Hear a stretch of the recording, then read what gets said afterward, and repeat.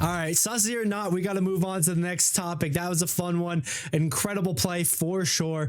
But we've got a couple more stuff to go on. We're going to move into another headline right now, actually. Pretty big thing that dropped today. It's Timmy, Apex Legends player, professional, streamer, etc. He's cracked, one of those crazy dudes. We send highlights back and forth about him.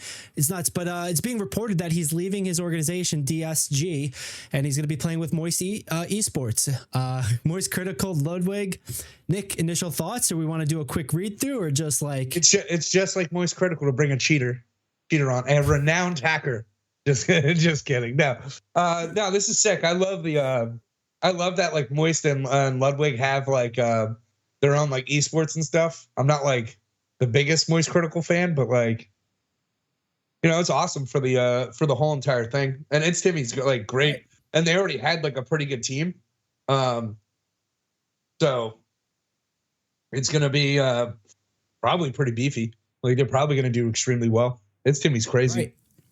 It's a really sudden thing, and like Moist Critical's esports team had problem with visas getting into the last tournament. I think it was a DreamHack or anyway, but so they competed as not Moist, and they still placed like 6th or something like that. So pretty good. Having Timmy join in this like sort of surprise, I think it's a great move overall because he brings not only the power player and like the ability to make plays, but he's also got the personality, and you know, and that's what you really need from a lot of this stuff. You can't just be a degen when it comes to the stardom kind of aspect of it. If we want esports to grow, we need some like people who can do both. You know, it's tough, man. It's a tough thing, and like it's cool to see this happen, and like I think it's just gonna be the way the industry is gonna go, where they're gonna rely on content creator organizations, not individual content creators to create for organizations, if that makes sense. Oh, dude. Yeah, he trialed with TSM too. That's rough, dude. That's like being a prisoner of war for a couple months. That org is not a good organization like for players. But no, it's real great. It's real great to see him. I hope he got like a good amount of money, right? Like it's not like Ludwig or Moist Critical are like poor. Right. Moist Critical's got like a huge Magic the Gathering addiction now, by the way. Oh boy. like just to let you know on that, he's popping on over to the Magic the Gathering scene.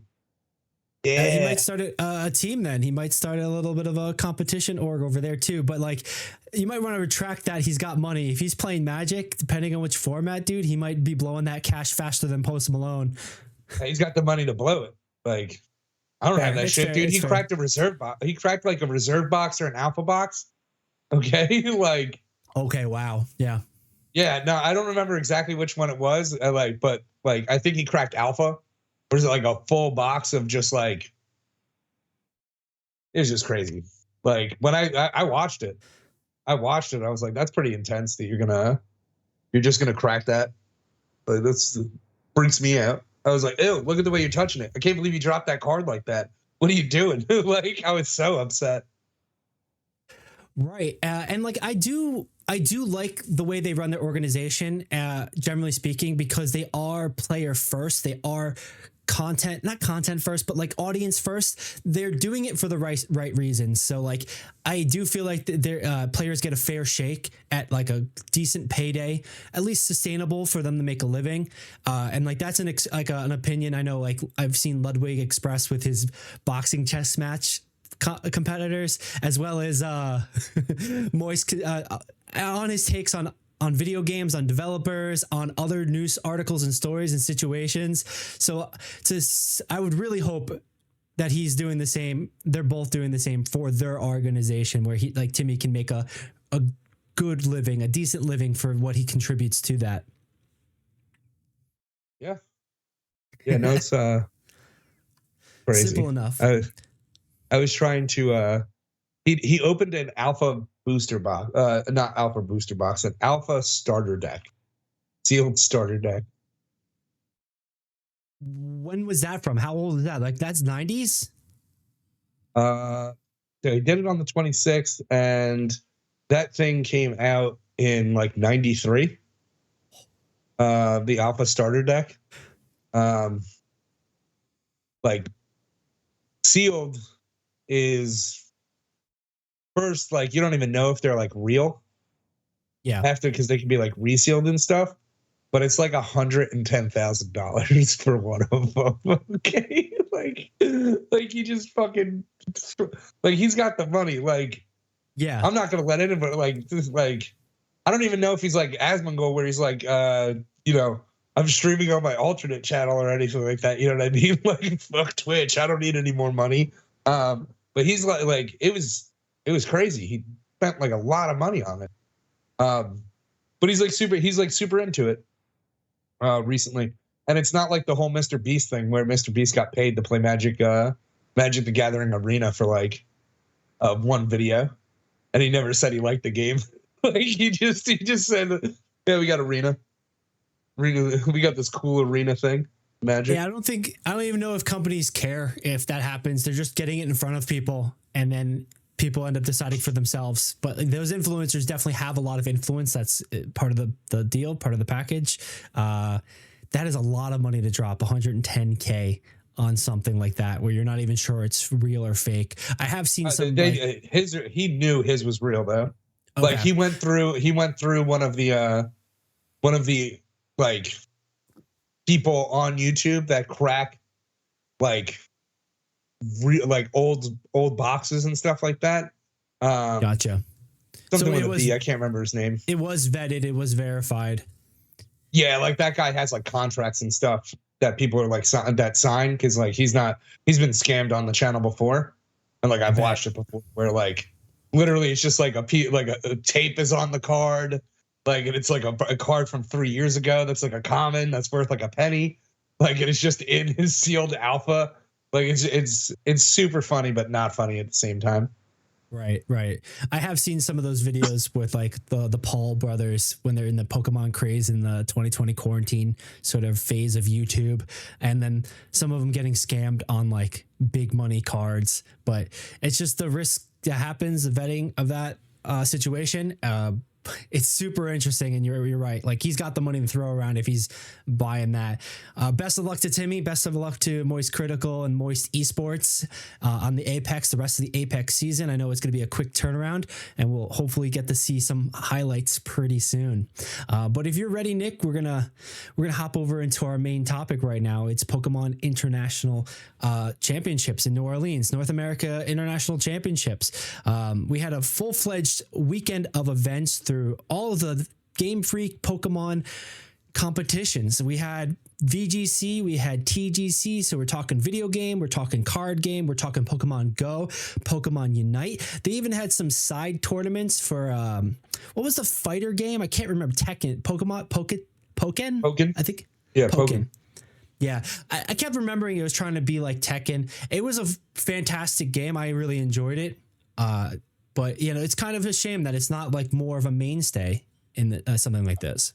Dude, there's tons of Pokemon properties that like just get left in the woodwork. Like Pokemon Quest is probably one of their best like games that they released in like the past like 7 years of just like quality, even though it's like a mobile game on Switch.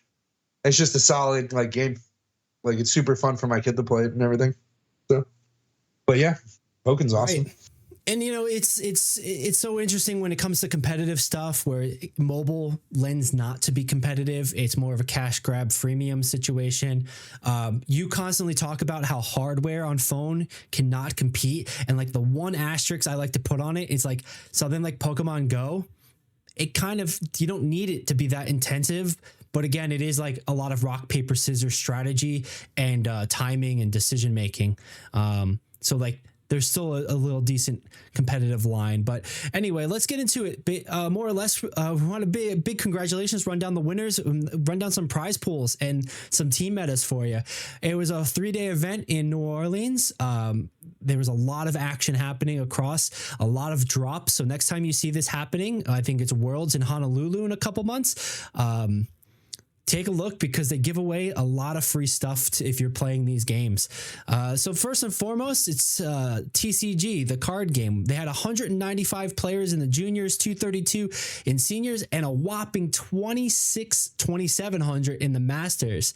We talk about this every single time. It's always so good to see the divisions, and that's something other esports don't do or can't do, or Pokemon really emphasizes doing here. 200 players in juniors, I think it's like 12 and under. Seniors is like 12 to 18 or 24, and then masters is 18 and older for, you know. So like a lot of competition, a lot of representation here, and you know, we got to say congratulations to the winners for here. Jose, Nathan, Andrew, congratulations in your respective points and systems. We'll take a look at your prize pool that you end up walking away with in a little bit. But off of this, Nick, as I scroll into the next section, any thoughts, any words? No, I wish like Magic and stuff like still did this with like the juniors and stuff like that. But like Pokemon's like, and I don't want this to sound disrespectful at all. Like it's just a simpler game compared to like some other TCGs that are a little bit more. I don't want to say like more for adults, but they're just a little bit more complicated. There's just more words on, like more effects, more words, more mechanics to the game just in general. Like Pokemon there's very limited space to introduce new mechanics into the game because how rigid the turn structure is like in that game. And the amount of layers that are provided in that game. So like it's awesome that like little kids, like I don't want to say like little kids, they're gonna come beat me up. It's awesome that the younger crowd gets to do stuff like this. Hey, Billy here. Wanted to take a quick minute to let you know a few different things. If you enjoyed the video so far, please consider liking and subscribing. It really helps us out and it tells the algorithm to share it with more people. You can find the Esports Meta live every week on Twitch and YouTube. It's where we film the podcast or hang out, play games, and chat. If social media is more your vibe, check us out on Instagram, TikTok, Threads, or Twitter if you use Threads. Does anybody use Threads? This is a video game community that's excited to talk about esports, so jump into the conversation. Of course, you can find more videos like this here on YouTube. Just hit that subscribe button right there or there. Thanks for watching, and let's get back to the show. Quick question. Yeah. How many little kid Pokemon trainers do you think you could fight at once? At least 50. At least 50. If I'm 100% honest, you give me a weapon, I'll take them all out. But I choose you, Charizard. one hockey stick and it's game over. And I win.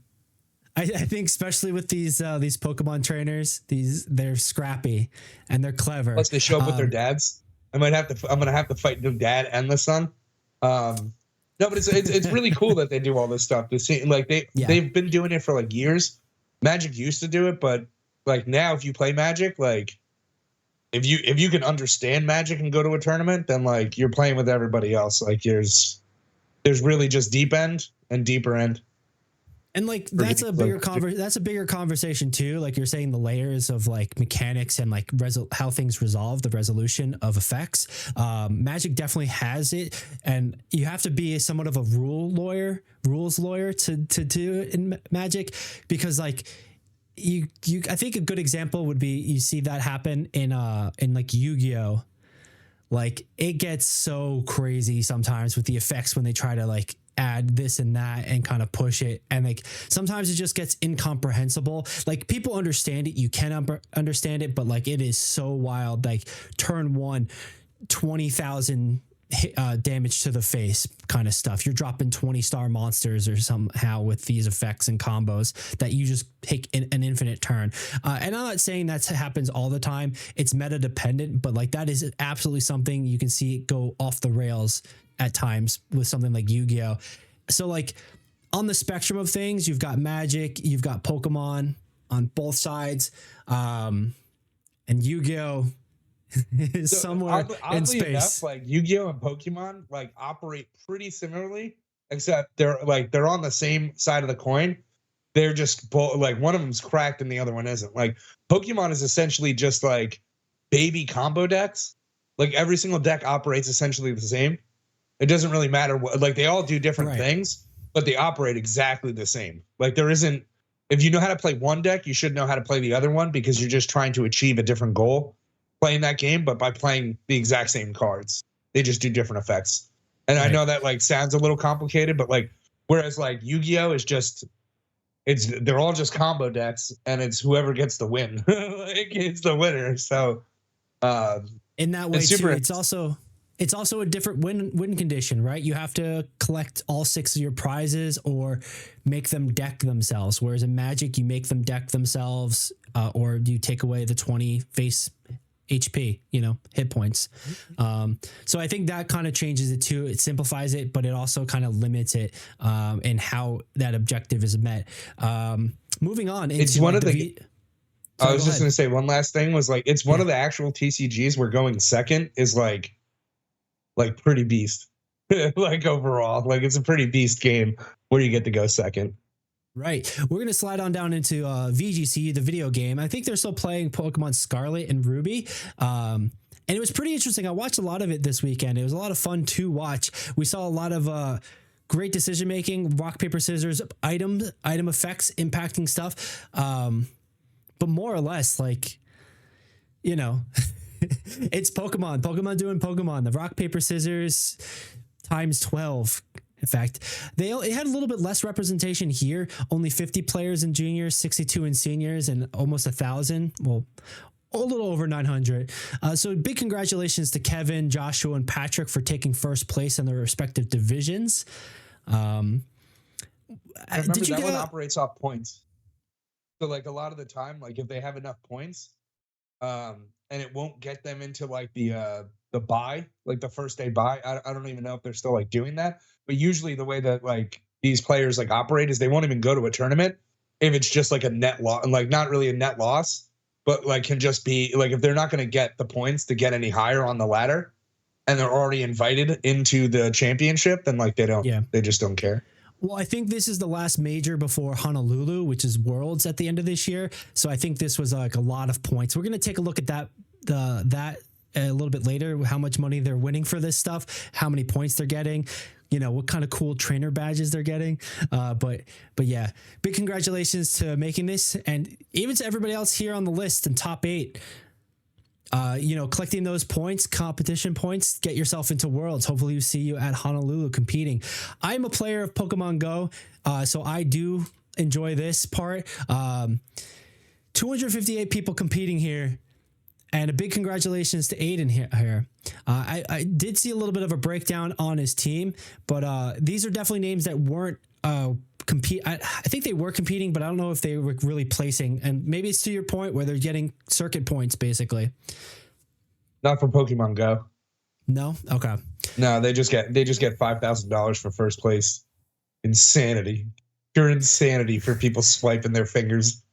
Absolute craziness. There is a degree of mind game with its stuff, especially with the counter picks and the moves, like which 3 are you picking out of the 6 that you're taking to competition, which move sets do they have, and then but yeah, it's not to a super duper degree of like a boxing or chess match kind of feinting and countering, etc. And I think you could see too there's 2 ties, which I think indicates that they didn't even play out 5th and 6th, 7th, or 8th place games. They just went top 4.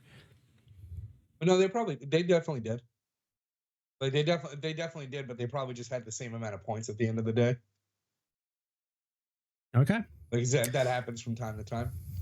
Yeah, and both of our favorites here, Pokemon Unite. Congratulations to Team GWE, coming from North America. Well, I guess it's all North America, but we did see some people representing other countries. I would like to know a bit of their comps here, especially how ridiculous Pokemon Unite can feel. You and I are a little bit biased on how this works and the power level of stuff, inconsistency, but I do enjoy watching this game as a competition overall. So congratulations to Team G here and Team YT for pulling second place. You got any thoughts as we walk through, or I think that's kind of it? This is like... These are all the guys who won for. Yeah, these are the top 8 Unite teams for that. Yeah, $20,000 for first place, which is $5,000 a piece. Yeah, that's the point we're going to get to right now here. At least with there we go. Make it a little larger, so it's viewable. First place here in the VGC, Patrick Connors pulled 15 grand and 500 circuit points. second place and third place, well, third, fourth, fifth to eighth, all walking away with at least $5,000 and a decent amount of points there. So pretty solid for the top 8. Going into the card game, we see a big bump in the prize pool here with Andrew pulling away $25,000. They didn't give him any packs. That's probably I think they did. I don't think they're just marking it. If I go to the official site, but they don't put the money prize pool on the official site. And I think that's what a little bit more interesting here. So you probably still walk away with digital packs, physical packs. You can resell those cards. You can hold on to them, etc. They've had a couple of new expansion packs also come out recently. So congratulations, Andrew, and the other top 8 for walking away with some circuit points and the prize pool, the bag. Pokemon Go players walked out with $5,000, so not too bad for just swiping, like you said, tapping and swiping. That's like it's wild to me, dude. Like it's a mobile game. It's a mobile game, and like it's Pokemon, so it's gonna be underneath like their umbrella and stuff, right? But like, yeah, I'm wondering if there's like some sort of elitist behavior between like the people who play the trading card game, the video game, and then like the people who play Pokemon Go. Like if they go to talk shop, like are they just gonna shut them down because it's just not complicated enough? It's like, what do you bro? You don't like what? You play Pokemon Go? Yeah, right. Like talking IVs and EVs with me, bro? No thanks. No thanks, bro. Right. There's a whole different level of IV EV situation in the video game. But there is a bit of that in Pokemon Go, and that that it's the lifeblood. That randomness is the lifeblood of Pokemon Go. And like, to be fair, in some degree, it's Pokemon Go has been on a little bit of a downswing with their audience recently, with some controversy and whatnot. But it's still one of the largest mobile games, if not the largest mobile game in the world. They pull in a ton of money. So them having the competition represented here, having players strive for something like this, it's just it is community building, and that's the kind of thing I like to see with it. So like, it's fun for me to watch, kind of be a part of, because I do dabble, but generally speaking, video game players are out here with the Masuda method, having to take a college level AP course, like just to be able to get shiny Pokemon, or like in general, or breed proper IVs and EVs into Pokemon with the proper nature and shit. Like, it's crazy to me that you would get like I'd be a little upset with like being 4th place and you get the same. Like, I feel like I did a lot of work throughout the year for this Pokemon video game compared to Pokemon Go. Like, right, I don't know. You're doing it on a nice stroll, and these guys are just grinding. We've talked about before how Pokemon Company is really good about giving stipends, travel stipends, to people who are invited, the competitors that are invited, that qualify. I wonder if this $5,000 prize also came with a travel stipend. I don't know if they give it to everybody for every sort of competition, but this was an official tournament competition, a main stage sort of thing. It wasn't a side tournament. So I would assume they do, but like, that's also where, TGC, the card game, got $25,000.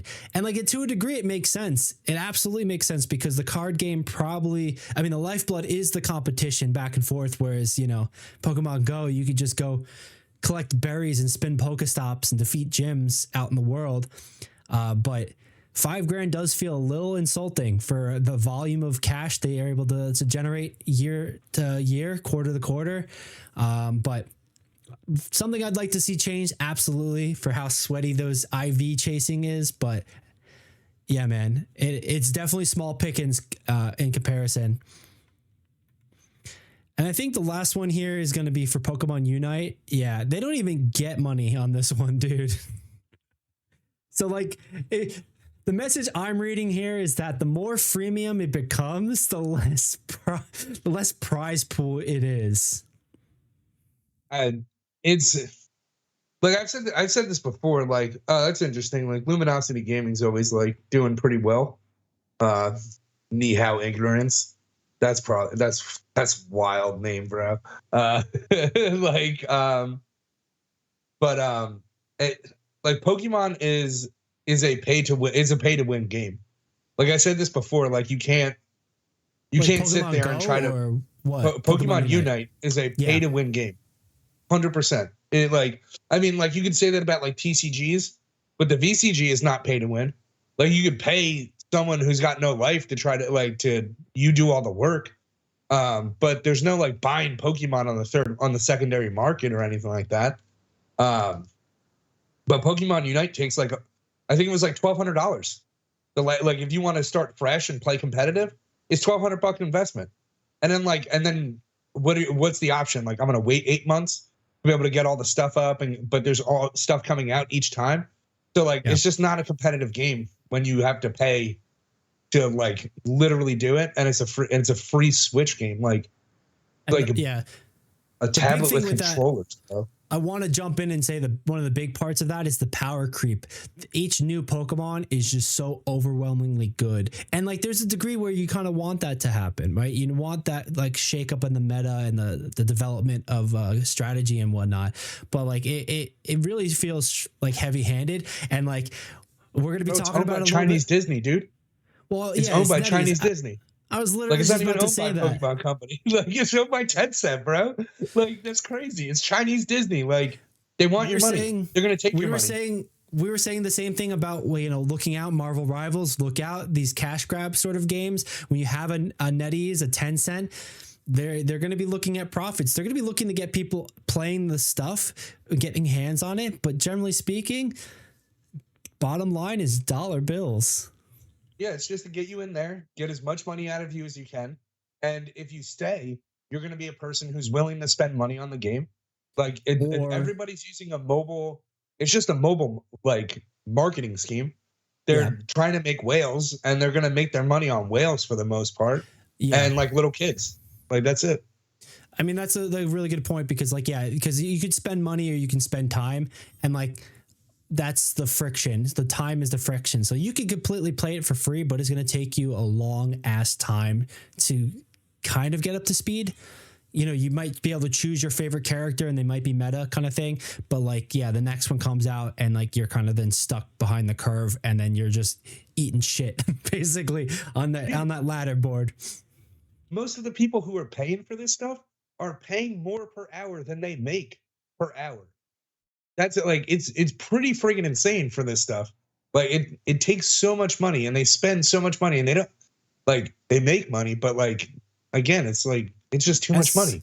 As somebody who has worked in the casino industry, like there's whales and like whales are a very small percentage of it, but they make up a majority of your revenue just because they're just dropping huge sums. Right. And like, you're still talking maybe single digits, maybe double digits, depending on how large of a reach the audience is worldwide.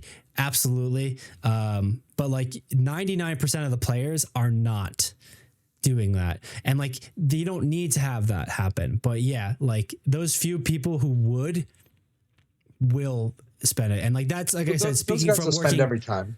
That's me speaking from like nearly a decade of working in iGaming and online casinos and stuff and seeing that back end. But, you know, let's move into the meta for the TCG real quick, you know, kind of see what we had going on. Here we go. Mr. Andrew It's going to be the League star. Taking first place. We see a lot of Gardevoir, but he won with a Lost Zone box. I think the new set switched a lot of things up. There was a ton of Gardevoir representation here.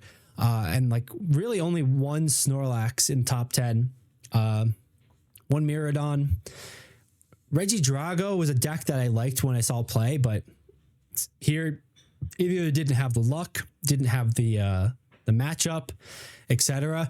And what I did see is that like one of the only decks that didn't actually change their what's it called, their inventory, their setup with this new set, the Twilight set, was the Chen Pao Baxcalibur deck here, which had a favorable matchup against all these Gardevoirs, but like it seems that they really couldn't just like pull through, push past the situation here, man. You have a little bit more hands-on experience here. I do see a Lugia here at 21st place, but you know, the top of the the leaderboard here seems to be pretty Gardevoir heavy. We're talking like 90%, 80% Gardevoir in the top 10.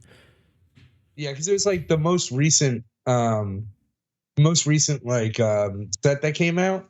Like they thought, like basically you would have thought that like the lost what is it called, lost zone toolbox, and ever say it, would have like literally died, but like it just like got a little bit, not like it just changed. I don't want to say like stronger or weaker, but it just changed. Play it different. Yeah.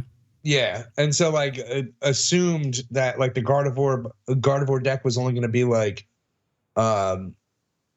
B tier, and like people thought like the Raging Bolt deck or like the Dragapult deck would have been like top tier, but as the results of the tournament, like it could just be the way people played, and I don't know their exact decks if they had any like little pieces of spice, any pepper that was in there just to like catch people off guard to like do something against these decks.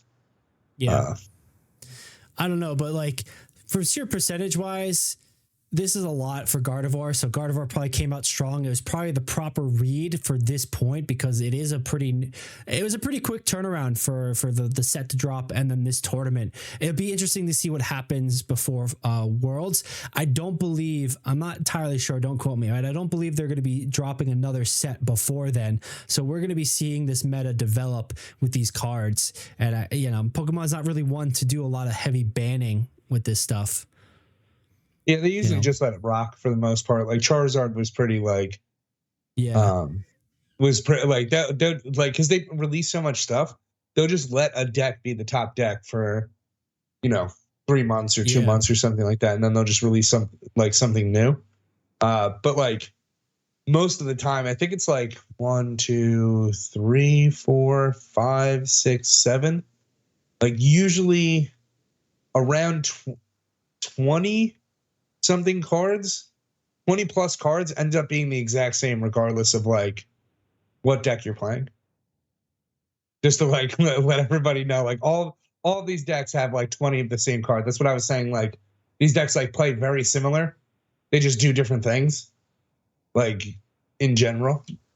And like the Dragapult deck is probably more like the old Charizard deck, where like, yeah, it's just more like the Charizard deck. Well, let's take a look real quick, just briefly, and then we'll move on. But yeah, here's the Dragapult deck, saying it costs total $5,000. But we're talking $5,000 out of your mind. No way. I think that's what that means. Totals. No, dude, the Dragapult $6.55. Okay. Yeah, that's like Dragapult $6.55. Gotcha. Okay, yeah. There we go. And like the results for here. So, there was some decent representation, but by comparison, it doesn't seem like it was as much as the Gardevoir representation. Click on the top one, on the top guy's deck. I think that's where we're at. Chaz? Oh, no, it doesn't. Does it show it? Yeah, this is where we were at. So he doesn't have like the Pidgeys and stuff. He doesn't have like the Pidgeot thing or anything like that. Like, there's a different build of this deck that ends up being like pretty ridiculous. I think if we step back, just here, we take a look at the Charizard Pidgeot deck, basically. Oh, that's the old deck. That's it. That's like I have that deck from 8 months ago. Yeah, like that thing is. I think this is the one you're kind of talking about, where they combo Pidgeot Charizard, and they so Pidgeot. It's only for its swift search ability. It's just absolutely fucking broken. Oh, that's what I mean. I'm not, But it's used in the other decks. Like Dragapult literally runs that. Like, but his version probably didn't run it. Like based on like that one, it didn't run it. But this shows like 1 in 95% of decks, so it doesn't open the detailed card breakdown. Let me go back here. So this is this is it, and how many he's using. The list here. That's saying overall. Like these are the core cards that everybody used. So about 3 of them are in 100% of decks. It's the same way that they list out magic cards and stuff. Gotcha. So like as you can see, usually there's about 1 to 2 Pidgeys or Pidgeots in there. You get what I'm saying? So like he just wasn't using that. He just like streamlined it a little bit more. Maybe just he came out with a little bit more success on it. Right, just for the matchup. Yeah. All right. But hey, look at me, Pokemon. Yeah, this stuff gets super heavy, and even though it's like one of the simpler card games, there's a lot of depth to it, a lot of like mind games and playing, and then just look at any sort of card game. There's a lot of luck involved. I'm interested to know who went second. Like that's like never a stat that I ever see like people put up, but like legitimately you can attack on your first turn if you go second. You can't do that if you go first, and every other card game has like some sort of like disadvantage, but at least you get to go first, right? Like in Magic, it's like you can't draw on your first turn, and your opponent can if he goes second. But you can both attack on first turn. So like, but like with Pokemon, it's literally second player gets to attack, and that's crazy because they get if they can do it, they get to just like literally just knock out one of your like Pokemon, and if you got crappy luck and you only get one starter Pokemon, one basic, then you're knocked out. Like it's game over. Yeah. If they just take out one Pokemon. So. And off the top of your head, would you know that if it's because I believe they do coin flip, or is it seeding? Who goes first? Who goes second? Is it coin flip or is it seeding? Coin flip. That's what I thought. Yeah. So like, there's a big luck aspect of it, but that's part of the game. That's part of the way it goes, right? Yep. Let me take a look here in TGC real quick. See if they can. No, we're not really. Okay. I was just checking to see if we could, break that down. Who goes first, who goes second on that, but it doesn't look like there is. But they don't keep track of them. It's something, maybe we should spotlight and maybe we can kind of push for. But, kind of just wrapping, I guess, Pokemon up here. We're going to be looking forward to World Championship happening in Honolulu. Nick, hopefully by then, you and I, we're riding some Twitch subs, some Twitch Prime subs or whatnot. So if you got them, please send them our way. It's appreciative. We'll be able to maybe get to Honolulu in person, go watch and play and possibly commentate live from the event. I don't see it happening, but we have to dream big, man. We got to dream big. I'm just trying to win one of these like qualifier tournaments for Magic so I can go to the championship for Pioneer in October. Even though it's in like DC, it's in Chantilly, Virginia. Ugh. Convention centers out there, yeah. Dude, Dulles. Ugh. But anyway. Yeah. So these players were competing this week to earn circuit points to get an invitation. If you're not competing, doesn't matter. You can still play along, watch along, have some fun.